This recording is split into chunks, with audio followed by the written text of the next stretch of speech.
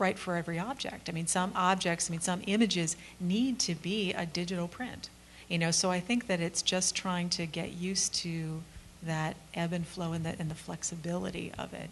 But yeah, all we know is that it's going to change no matter what happens. But one of the interesting things that I've noticed is that students are really interested, at least in photography, they're now really interested in antique process because they grew up with digital, so now everybody wants to make, Van Dycks and carbon prints. And I wonder if it's going to be the same with printmaking. For those of you who, do any of you teach? Yeah, so, yeah. Workshops. Yeah, so, what do you think? Is that, because, artists always take what's outmoded and make it new. Is that what's going to happen to traditional printmaking? I don't know, but I'm not surprised that, the way things go these days is there seems to be a lifespan of a way of thinking. Things change so quickly now. And I wouldn't be surprised that in all these art forms, whether it be music or filmmaking, I'm sort of seeing it in these things where they're going back to less mechanical means of reproduction. So I think there could be a big revival of traditional printmaking, and your studio you'll have to triple in size. I don't know. But I just one thing I want to say before you grab the microphone from me, I have no doubt that if Vermeer or Rembrandt were alive today, they'd be in the doing digital prints. No, I was just joking. Just to your point, the little iPhone app, the Hipstamatic. Have you guys seen that? I think that it sort of comes full circle. What it basically is you take a little photograph with your digital camera, your phone, but it applies a filter that makes it look like an old Polaroid, and people love those. It's unbelievable how much of a trend that's becoming. We see them all the time. And it is, these are trends. The pendulum sort of swings back and forth. When digital emerged, I think there was a big backlash to the artificial way of interacting with the image, like you were talking about before, Scott. And so the work that we did out of our studio was so much, people wanted to put dust in the photographs. They wanted the edges back. They wanted them on the watercolor paper. They wanted to make it look more tactile as a backlash to the fact that they were interacting with the image in a very artificial way. And that was very much the trend through the 90s, and then sort of the end of the 90s, beginning of 2000, 2001, you saw the pendulum go the other way, and it became about the C print again, which was frustrating for me as a photographer, because the C print was always an ugly print. We never thought of it as a beautiful object or a beautiful print. We thought of it as the way you printed a color photograph, and you didn't have a lot of options. And then there's this generation coming up that is looking at the C print and idolizing it, and they want to make their digital prints look like C prints, and it's frustrating. I want to slap them and say, no, don't you get it? That we can do a better print than that now. Don't you want it? And they don't, Well, it's hearkening to the birth of color photography, and also what you're describing sounds like, pictorialist photography, wanting to look more hand-worky and like painting, and then finally people are just like, no, the camera should do what the camera does best. Right. Yeah. So what do you think is the biggest or most surprising change in multiple image making since you began your careers?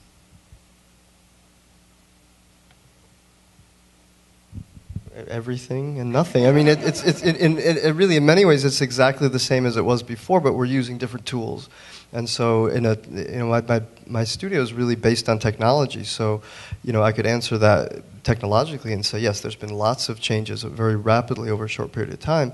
But at the end of the day, we really operate like a traditional printmaking studio, and it's very much based on the model of printmaking, the collaborative model of printmaking. And in that sense, I don't think it's changed at all. We don't sit in front of the computer with our clients. We print everything on paper, and then we look at the work on paper. We make decisions off the print, and we really, and that, in many ways, that goes back to the early days where the computer was very much an obstacle, and we wanted to insulate the artists from that and make it easier on them. But the work we're doing now, I don't think of it any different than if I was in the darkroom or a print studio. We're working with artists, we're making art. It exists as a multiple. They sign it, they number it. We can generate a consistency digitally that we might not be able to do before, and so that's a big difference. And we can print them over time, which is a big advantage to the artist. So instead of having to bear the burden of an edition of 25 all at once and pay for them and then have to inventory them and archive them and store them, the artist can make one print and then hang it up and sell off of that, and then call us up and say, we sold another, we need one more, we need two more. And we're still filling editions that we started 10 years ago, 15 years ago. So in that sense, I think that's a very different model from the previous model. And I think one of the things that I'm noticing is that the multiple is becoming less and less important for printmakers. And the monoprint is becoming more interesting. I would say there are very few artists working at ZeaMays that are interested in making editions, that they're interested in the tools of printmaking and what they can get in a work of art that they can't get through another medium. And so they're looking at what is unique to a print. But the idea of creating editions is becoming less important to them. I think I've been... No. No sound? There we go. Well, I just wanted to mention, my perception is the rapidity with which things are changing.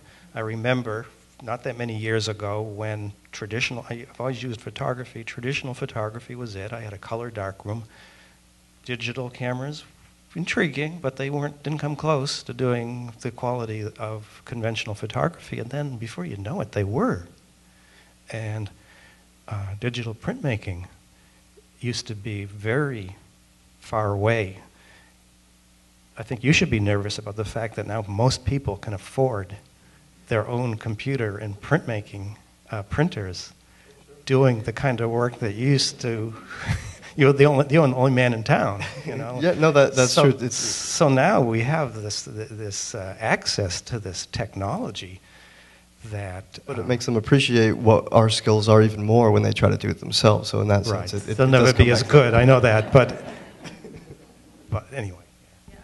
Oh, yeah, okay, it is on. So another thing is the size issue, because most people are not going to be buying the really huge printers, and they're not going to be able to print as big as they. Oh, yeah, maybe that's true. Well, I thought things got smaller, not bigger. Well, they get cheaper. Things get cheaper. So what used to be unavailable to most people in the size of a printer is getting closer. Just same with the quality of cameras. That very good cameras used to be out of most people's range. Now they're not. So it looks like we're 20 minutes to 8, and we definitely wanted to leave time for lots of questions, and we hope you have questions. So I'm going to turn off this mic, and you guys can answer as you pass around, but I think Tyga is going to pass around. Too much light.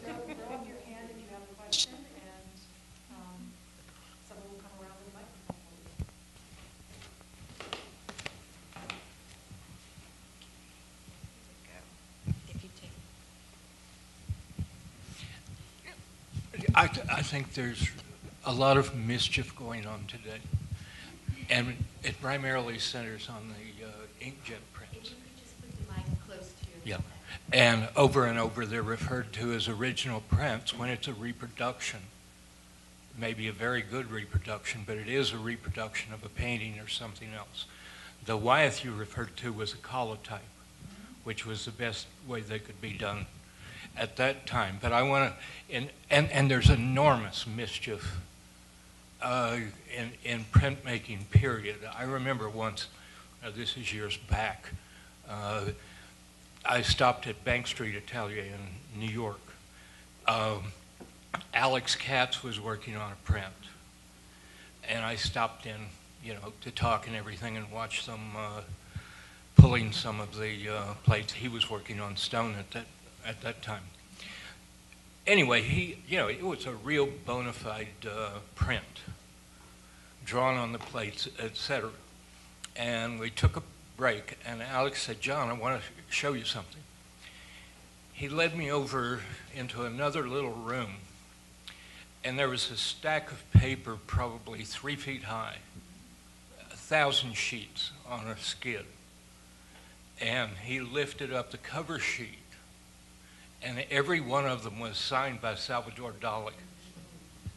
And I said, "What's going on?" And he said, "I don't know." You know, but is the term French pump? Someone would come in and do them. Dali never touched them, and even got tired of signing them. Another very quick example. A friend of mine who's a very well-known painter, and I say this because I wrote what was a catalog resume on his prints. He only did silk screens, and he did them with Domberger in Germany. They did a lot of the pop prints too.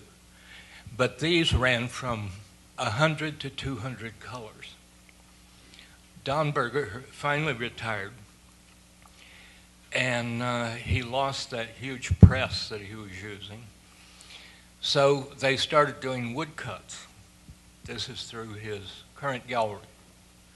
The woodcuts are done from gouaches and small paintings, which he never touches. He signs and numbers them. He feels a little bit guilty, but when they're $4,000, $5,000 a piece, he doesn't feel that guilty. Another example of the kind of mischief going on, this painter's dead, so I'll give his name. Neil Welliver. One of his most popular paintings is at the Metropolitan. It's called White Birches. Neil did a large, it's about 30 by 30 inches, a large woodcut working with a Japanese printmaker. I'm sure you know the print, April. This was his most popular print. He's got a very greedy ex-wife. And the ex-wife, this was such a popular print, now it's almost impossible to find.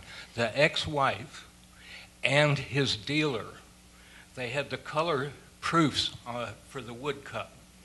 They scaled it down, did an aqua tint,